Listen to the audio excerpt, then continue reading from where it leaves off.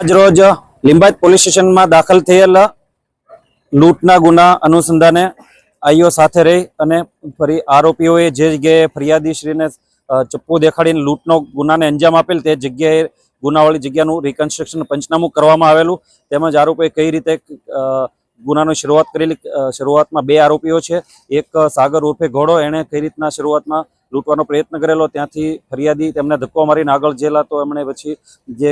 કૈલાસ રૂપે કેલીઓ છે એમને ફોન કરીને જાણ કરતા એ પણ ત્યાં પહોંચી ગયેલા અને એને કઈ તે જગ્યાએ જે લૂંટ નો બનાવ બનેલ તે જગ્યાએ આરોપીને સાથે ગુનાનું વાળી જગ્યાનું પંચનામું કરવામાં આવેલ। બંને આરોપીઓ રીઢા ગુનેગારો છે। અગાઉ 302 જેવા જધન્ય અપરાધમાં 2 વખત સંડોવાઈ ચૂકેલા છે તેમજ ગુજસીટોકના આરોપીઓ પણ હોય જેથી તેમને ગુનાવાળી જગ્યાએ લાવીને સબક શીખવાડવામાં આવેલ છે। ગુનેગારોને એક જ મેસેજ આપવામાં આવશે કે જો સુરત શહેર તેમજ પોલીસ કમિશનર શ્રી અનુપમસિંહ ગેહલોત સાહેબના માર્ગદર્શન હેઠળ તેમજ ગુજરાત સરકાર દ્વારા